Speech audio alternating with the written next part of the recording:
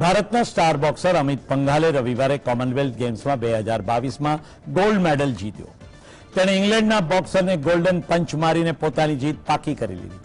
2018 gold cost Commonwealth ગેમ્સમાં silver મેડલથી સંતુષ્ટ થયેલા પંઘાલે આખરે આ વખતે 51 કિલોગ્રામ વજન વર્ગમાં ગોલ્ડ મેડલ જીત્યો.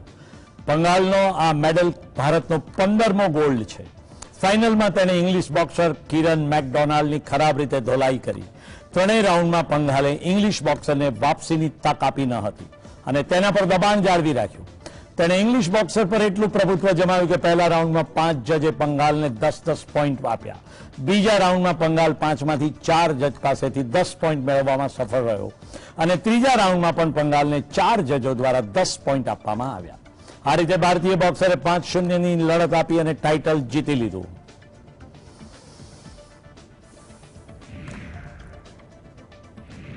કોમનવેલ્થ ગેમ્સમાં બોક્સિંગની મહિલા ઇવેન્ટમાં નીતુ ઘંગાસે ભારતની ઝોળીમાં વધુ એક ગોલ્ડ મેડલ નાખ્યો છે. મહિલા ઇવેન્ટમાં 48 કિલોગ્રામ વજન વર્ગમાં તેણે ઇંગ્લેન્ડની બોક્સરને હરાવી. ઇંગ્લેન્ડની બોક્સર પાસે ભારતીય બોક્સરના પંચનો કોઈ જવાબ નહોતો. 3 રાઉન્ડ સુધી ચાલેલી બોક્સિંગમાં તેણે શરૂઆતથી અંત સુધી પોતાનો હોલ્ડ જાળવી રાખ્યો અને ભારતનું નામ રોશન કર્યું. જજે ત્રણેય રાઉન્ડમાં ઇંગ્લિશ બોક્સર કરતા નીતુને વધુ પોઈન્ટ આપ્યા. ઇંગ્લિશ બોક્સર સાથે નીતુએ મેચ ત્રણેય રાઉન્ડમાં જબરજસ્ત રહી. બંને વચ્ચે સારો મુકાબલો જોવા મળ્યો, પણ એ આક્રમકતા સાથે જીતવા માટે જ સંયમ જરૂરી હતો. તે નીતુની રમતમાં દેખાતો હતો. પ્રથમ રાઉન્ડમાં 5માંથી 4 જજે નીતુને 10-10 પોઈન્ટ આપ્યા અને તેના ત્રીજા રાઉન્ડમાં પણ સમાન બેનિફિટ જોવા મળ્યો. પરિણામે આવ્યું કે અંતે જજનો નિર્ણય ભારતની બોક્સર પુત્રી નીતુ ઘંગાસની તરફેણમાં આવ્યો.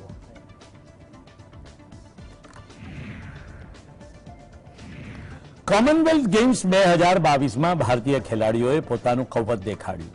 ટ્રિપલ જમ્પ ઇવેન્ટમાં ભારતે પ્રથમ વખત ગોલ્ડ મેડલ જીત્યો.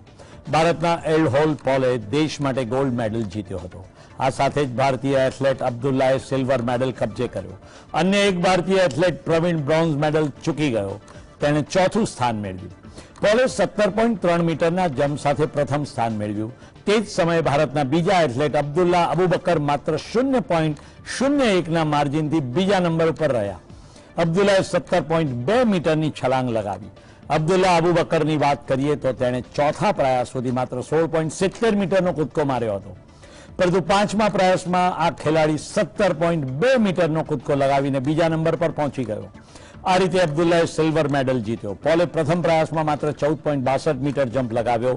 આ પછી તે બીજા પ્રયાસમાં 16.30 મીટર સુધી પહોંચ્યો અને પછી પોલે 17.3 મીટર કૂદીને બધાને ચોંકાવી દીધા. કોમનવેલ્થ ગેમ્સમાં પુરુષો ટ્રિપલ જમ્પમાં ભારતને પ્રથમ વખત ગોલ્ડ મેડલ મળ્યો. આ સાથે જ ભારતે માત્ર બીજી વખત સિલ્વર મેડલ પણ જીત્યો છે.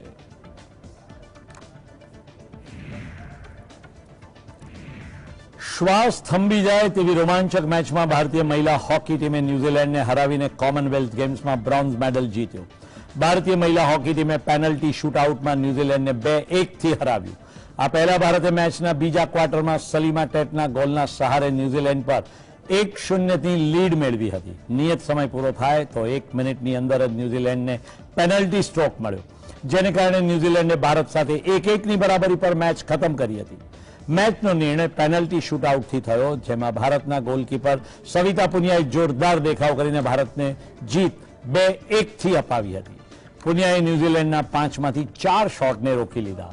આમ ભારતીય મહિલા હોકી ટીમે ટોક્યો ઓલિમ્પિક બાદ કોમનવેલ્થમાં બ્રોન્ઝ જીતીને ભારતના લોકોને ઉજવણીનો વધુ એક મોકો આપ્યો છે.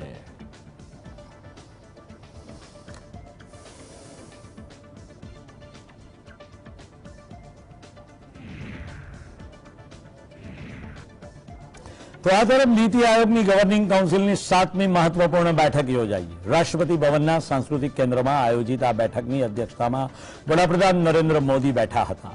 બેઠકમાં ઘણા રાજ્યોના મુખ્યમંત્રીઓ પણ સામેલ થયા. રાષ્ટ્રીય શિક્ષણ નીતિ, શાળા શિક્ષણ અને ઉચ્ચ શિક્ષણના અમલીકરણની સાથે સાથે તેલીબિયા અને કઠોળ શહેરી વહીવટની બાબતમાં દેશને આત્મનિર્ભર બનાવવા અંગેની ચર્ચા કરવામાં આવી. બિહારના સીએમ નીતિશ કુમાર અને તેલંગાણાના સીએમ કે ચંદ્રશેખર રાવે બેઠકમાં હાજર રહ્યા ન હતા. કે ચંદ્રશેખર રાવે રાજ્યો પ્રત્યે કેન્દ્રના ભેદભાવપૂર્ણ વલણનો આરોપ લગાવીને બેઠકનો બહિષ્કાર કર્યો. કોરોના મહામારીને કારણે નીતિ આયોગની ફિઝિકલ બેઠકનું આયોજન કરવામાં આવ્યું ન હતું. જુલાઈ 2019 પછી નીતિ આયોગની આ પ્રથમ ફિઝિકલ બેઠક મળી હતી. વડાપ્રધાને કૃષિ વૈવિધ્યકરણનું મહત્વ વ્યક્ત કર્યું અને કહ્યું કે ખાસ કરીને ખાદ્ય તેલમાં આત્મનિર્ભર બનવાની જરૂર છે. તેમણે એ પણ કહ્યું કે આપણે ખાદ્ય તેલની આપણી કુલ માંગનો લગભગ અડધો ભાગ આયાતથી પૂરી કરી રહ્યા છીએ. તેમણે એ પણ કહ્યું કે ભારત 1 લાખ કરોડના ખાદ્ય તેલની આયાત કરે છે. પીએમ મોદીએ બેઠકમાં ભારતમાં ખાદ્ય તેલના ઉત્પાદન અંગે ચર્ચા કરી. તેમણે કહ્યું કે છેલ્લા 5-6 વર્ષના ડેટા કઠોળના ઉત્પાદનમાં વૃદ્ધિ ઝડપી પ્રગતિ દર્શાવે છે.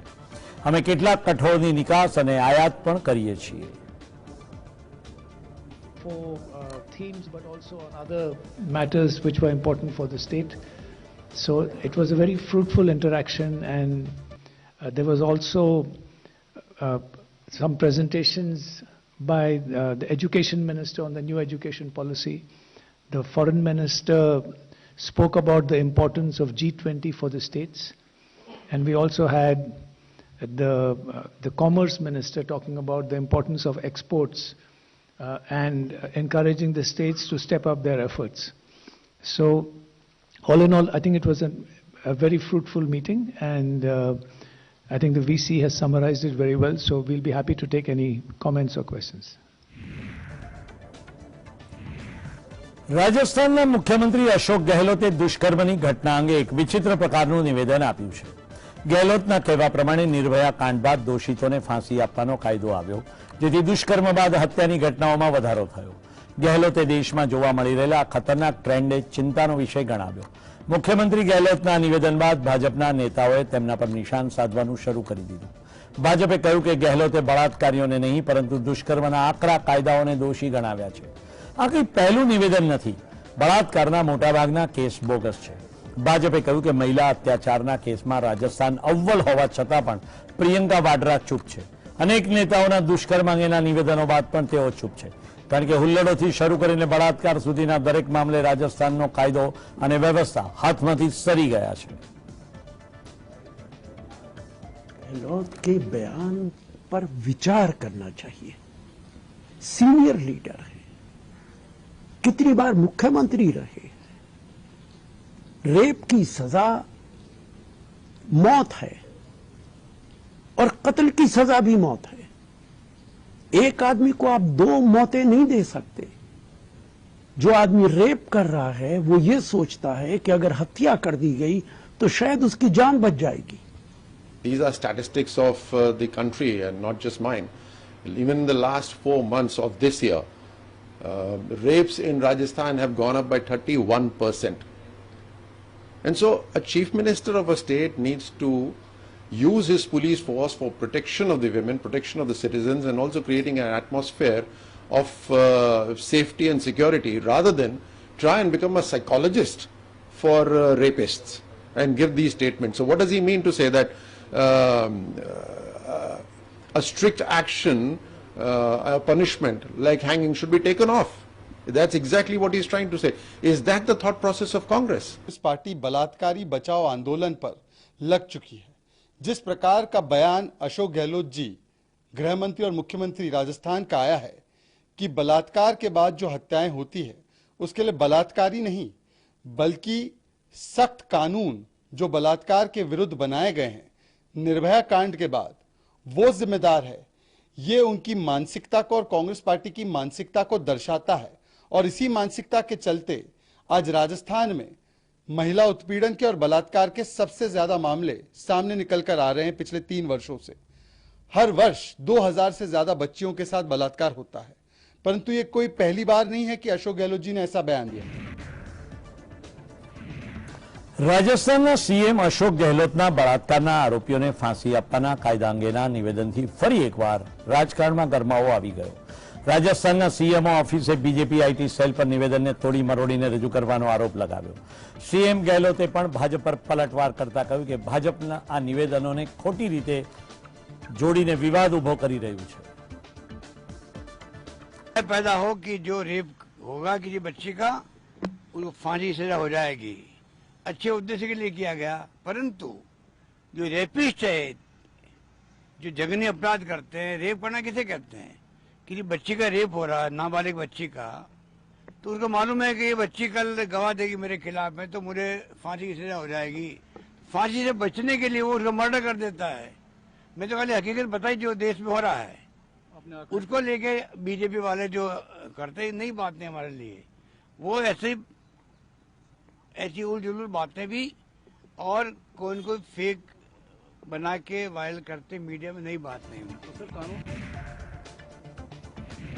કોંગ્રેસના વરિષ્ઠ નેતા પી ચિદમ્બરમે આરોપ લગાવ્યો હતો કે સરકારી સંસ્થાઓને નિયંત્રિત કરવામાં આવી રહી છે અને નબળી કરવામાં આવી રહી છે અથવા તો તેના પર કબજો કરવામાં આવી રહ્યો છે। તેમણે પણ કહ્યું કે દેશમાં લોકશાહી શ્વાસ લેવા માટે સંઘર્ષ કરી રહી છે। ચિદમ્બરમે ઇન્ટરવ્યુ દરમિયાન કેન્દ્રીય ગૃહપ્રધાન અમિત શાહની ટિપ્પણીને ફગાવી દીધી, જેમાં તેમણે રામ મંદિરના શિલાન્યાસના દિવસ સાથે વધતી મોંઘવારી સામે કોંગ્રેસના પ્રદર્શનને જોડ્યું। તેમણે કહ્યું કે જ્યારે પ્રદર્શનની તારીખ નક્કી કરવામાં આવી ત્યારે શિલાન્યાસની વર્ષગાંઠની વાત મનમાં દૂર દૂર સુધી પણ નહોતી। ચિદમ્બરમે કહ્યું કે શનિવારે ઉપરાષ્ટ્રપતિ પદ માટે મતદાન થવાને કારણે તમામ સાંસદો દિલ્હીમાં હાજર રહેશે, તેને ધ્યાનમાં રાખીને આ તારીખ નક્કી કરવામાં આવી હતી। તેમણે એ પણ કહ્યું કે તર્કને વિકૃત કરવા માટે તેઓ કોઈને પણ દોષી ઠેરવી શકે છે।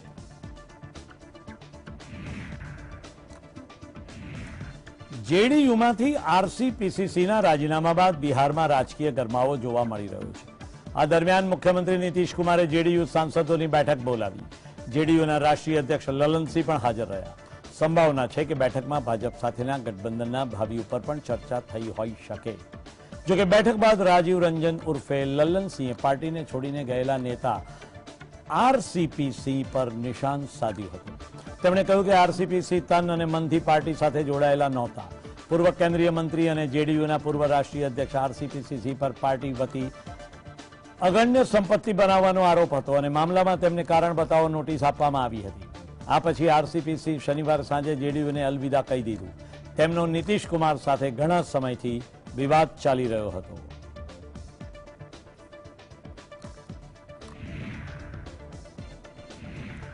તો આ તરફ શિક્ષક ભરતી ગોટાળામાં ઈડીના સકંજામાં આવેલા પશ્ચિમ બંગાળના પૂર્વ મંત્રી પાર્થ ચેટર્જી અને તેમની નિકટની એક્ટ્રેસ અર્પિતા ચેટર્જીની પૂછપરછમાં એક પછી એક ચોંકાવનારા ખુલાસા થઈ રહ્યા છે। ઈડીના સૂત્રોનું કહેવું છે કે અર્પિતા મુખર્જી પાસે એલઆઈસીની પોલિસીના દસ્તાવેજ મળ્યા છે અને તે પ્રમાણે અર્પિતાના નામે 31 પોલિસી છે। આ દરેકનું પ્રીમિયમ 50,000 રૂપિયા છે। મોટાભાગની પોલિસીમાં નોમિની તરીકે પાર્થ ચેટર્જીનું નામ છે। ઈડી હવે એ વાતની તપાસ કરી રહી છે કે આટલું પ્રીમિયમ કયા એકાઉન્ટમાંથી ભરવામાં આવતું હતું અને કોણે પ્રીમિયમ પેમેન્ટ કર્યું। ઈડીના અધિકારીઓને આ પહેલા 50 જેટલા શંકાસ્પદ બેંક એકાઉન્ટની જાણકારી પણ મળી ચૂકેલી છે। ઈડીના અધિકારીઓએ અર્પિતાના નામના 8 બેંક એકાઉન્ટ પણ જપ્ત કર્યા, જેમાં 8 કરોડ રૂપિયા જેટલી રકમ સમાવિષ્ટ છે।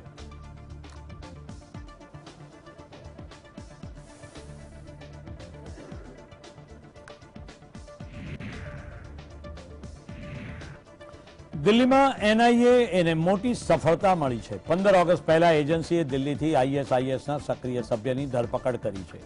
આતંકવાદીનું નામ મોહસિન અહેમદ છે। આઈએસઆઈએસ મોડ્યુલની ગતિવિધિઓ માટે શોધખોળ હાથ ધરાયા બાદ તેની ધરપકડ કરવામાં આવી છે। એનઆઈએ રવિવારે આરોપી મોહસિન અહેમદ પુત્ર મોહમ્મદ શકીલ અહેમદના નિવાસ પરિસરનું સર્ચ ઓપરેશન હાથ ધર્યું હતું। તે બટાલા હાઉસમાં રહી રહ્યો હતો। ધરપકડ કરાયેલો આરોપી કટ્ટરપંથી છે અને પ્રતિબંધિત આતંકવાદી સંગઠન આઈએસઆઈએસનો સક્રિય સભ્ય છે। એનઆઈએની ટીમ બટાલા હાઉસ સ્થિત એક ઘરમાં દરોડા પાડ્યા હતા, જ્યાંથી શંકાસ્પદ મોહસિનની ધરપકડ કરવામાં આવી। દરોડા દરમિયાન ઘરમાંથી ઘણા વાંધાજનક દસ્તાવેજો મળી આવ્યા હતા। ભારતીય સેના પરસ્પર સંચાર અને હાઈ સ્પીડ ડેટા નેટવર્ક માટે સરહદ પર 5G નેટવર્ક સ્થાપિત કરશે। તેનાથી તે યુદ્ધના મેદાનમાં વધુ સારા સંકલન માટે સૈન્ય કાર્યવાહી કરી શકશે। ચીની સેનાએ પહેલાથી જ વાસ્તવિક નિયંત્રણ રેખા પર 5G નેટવર્ક સ્થાપિત કરવાનું શરૂ કરી દીધું છે। સૂત્રોના જણાવ્યા અનુસાર 5G નેટવર્ક ઉચ્ચ બેન્ડવિડ્થ, ઓછી લેટન્સી અને કનેક્ટિવિટી પ્રદાન કરે છે। તેનો ઉપયોગ સૈનિકો દ્વારા ઓપરેશન દરમિયાન મિશન ક્રિટિકલ સંપર્ક અને સંચાર માટે કરી શકાય છે। આવનારા સમયમાં યુદ્ધના મેદાનમાં તેનો ઉપયોગ વધશે। સંરક્ષણ સેવાઓમાં 5Gના ઉપયોગને સમજવા માટે સંયુક્ત સેવાઓ અભ્યાસ હાથ ધરવામાં આવ્યો હતો। આર્મીના સિગ્નલ કોર્પ્સ દ્વારા આ અભ્યાસ હાથ ધરવામાં આવ્યો છે અને રોડમેપ તૈયાર કરાયો હતો। તે જણાવે છે કે સંરક્ષણ દળો માટે 5Gને આર્મીમાં કેવી રીતે સામેલ કરી શકાય।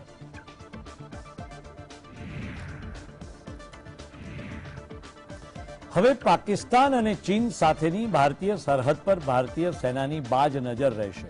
ભારતીય સેનાએ સરહદ પર આર્ટિફિશિયલ ઇન્ટેલિજન્સ આધારિત સર્વેલન્સ સિસ્ટમ તૈનાત કરી છે. ચીન અને પાકિસ્તાનની સરહદો પર આર્ટિફિશિયલ ઇન્ટેલિજન્સ આધારિત સર્વેલન્સ સિસ્ટમનો ઉપયોગ દેખરેખ રાખવાની સાથે સાથે સોશિયલ મીડિયા સર્વેલન્સ માટે પણ કરવામાં આવશે. આર્મીએ ગ્રાઉન્ડ શૂન્ય પરિસ્થિતિનો જીવંત ફીડ મેળવવા માટે લગભગ 140 આર્ટિફિશિયલ ઇન્ટેલિજન્સ આધારિત સર્વેલન્સ સિસ્ટમ તૈનાત કરી છે. ચીન અને પાકિસ્તાન પર નજર રાખવા માટે ભારતીય સેના ટેકનોલોજીનો ઉપયોગ વધારી રહી છે અને આ ટેકનોલોજીનો ઉપયોગ આતંકવાદ વિરોધી કામગીરીમાં ગુપ્ત માહિતી એકત્રિત કરવા માટે પણ થાય છે. પાકિસ્તાન સાથેની 749 કિલોમીટર લાંબી નિયંત્રણ રેખા અને ચીન સાથેની 3448 કિલોમીટર લાંબી વાસ્તવિક નિયંત્રણ રેખા પર હવે વિશ્વ સ્તરની દેખરેખ સિસ્ટમ છે. એક અંગ્રેજી અખબારે તેના એક અહેવાલમાં અધિકારીઓને ટાંકીને જણાવ્યું કે સિસ્ટમમાં ઉચ્ચ ગુણવત્તાવાળા કેમેરા, સેન્સર, યુએવી ફીડ અને રડાર ફીડનો સમાવેશ થાય છે, જે ત્યાં કોઈ પણ હિલચાલ પર પ્રતિક્રિયા આપવાનું શરૂ કરે છે.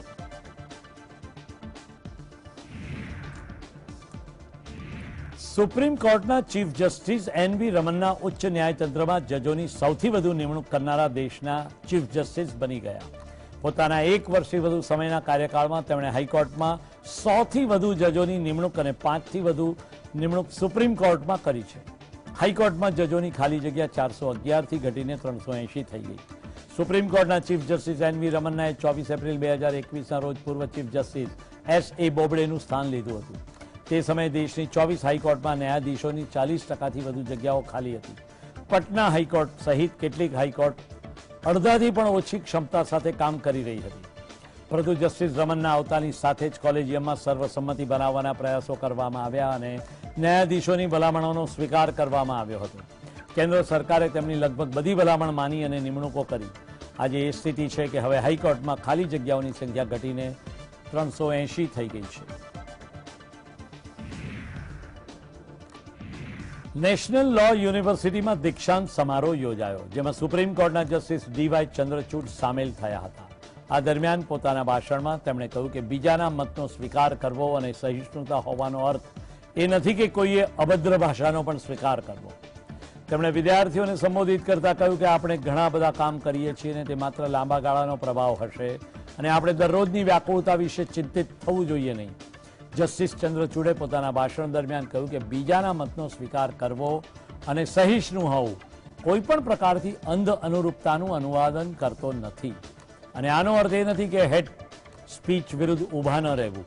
જસ્ટિસ ડી.વાય. ચંદ્રચૂડે કહ્યું કે જેવું કે વિદ્યાર્થીઓએ બહુમત રાજકીય, સામાજિક અને નૈતિક સંઘર્ષોના વધતા ઘોંઘાટ અને ભ્રમની વચ્ચે બહારની દુનિયામાં પગલાં મૂક્યા છે, તેમણે પોતાના વિવેક અને ન્યાયસંગત કારણોના માર્ગ દ્વારા માર્ગદર્શન આપવું જોઈએ.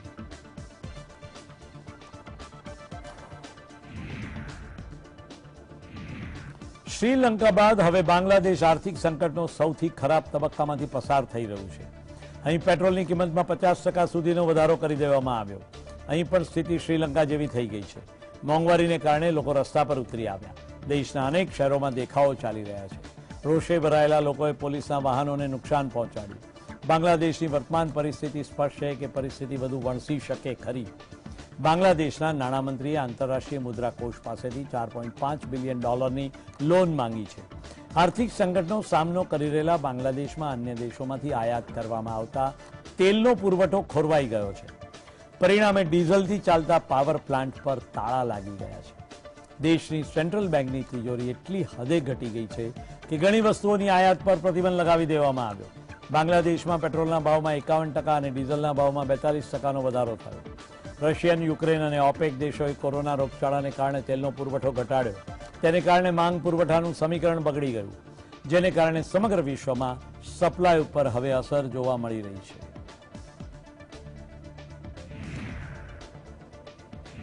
મોંઘવારી વધવા છતાં પેટ્રોલ અને ડીઝલની કિંમતો અત્યારે સ્થિર રાખવાને કારણે જાહેર ક્ષેત્રની પેટ્રોલિયમ કંપનીઓને ચાલુ નાણાકીય વર્ષના પ્રથમ ત્રિમાસિક ગાળામાં કુલ ₹18,480 કરોડનું નુકસાન થયું છે.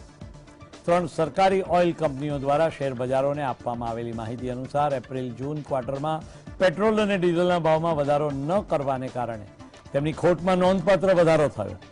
તેમના માર્જિનમાં ઘટાડાને કારણે આવું થયું છે. પેટ્રોલ અને ડીઝલ સિવાય આ પેટ્રોલિયમ કંપનીઓને સ્થાનિક એલપીજીના માર્જિનમાં ઘટાડાથી ભારે નુકસાન થયું છે. આવી સ્થિતિમાં એવું બની રહ્યું છે કે નુકસાનીની ભરપાઈ કરવા માટે પેટ્રોલ ડીઝલની કિંમતોમાં વધુ વધારો જોવા મળે તેમ છે. Indian oil corporation, Hindustan petroleum corporation limited અને ભારત પેટ્રોલિયમ કોર્પોરેશન લિમિટેડના આધારે દરરોજ પેટ્રોલ અને ડીઝલના ભાવમાં સુધારો કરવાની સત્તા આપવામાં આવી છે. પરંતુ વધતી છૂટક મોંઘવારીના દબાણમાં 4 મહિનાથી તેલના ભાવમાં કોઈ વધારો કરવામાં આવ્યો નથી.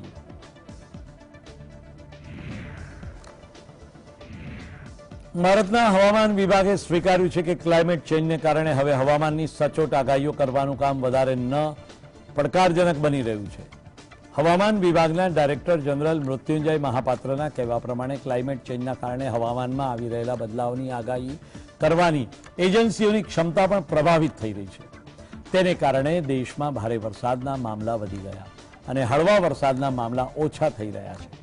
તેમણે એ પણ કહ્યું કે હવામાન વિભાગ પાસે 1901થી લઈને અત્યાર સુધીનો ડેટા છે અને તેમાં ઉત્તર પૂર્વી અને પૂર્વોત્તર ભારતના કેટલાક હિસ્સામાં ઓછો વરસાદ જોવા મળી રહ્યો છે. આખા દેશની વાત કરવામાં આવે તો ચોમાસાનો કોઈ સ્પષ્ટ ટ્રેન્ડ નજરે પડી રહ્યો નથી. ચોમાસું અનિયમિત છે અને તેમાં વ્યાપકપણે ઉતાર ચઢાવ જોવા મળે છે. કેન્દ્ર સરકારે સંસદમાં તાજેતરમાં કહ્યું કે યુપી, બિહાર, બંગાળ, મેઘાલય અને નાગાલેન્ડમાં છેલ્લા 30 વર્ષોમાં વરસાદમાં ઘટાડો થયો છે.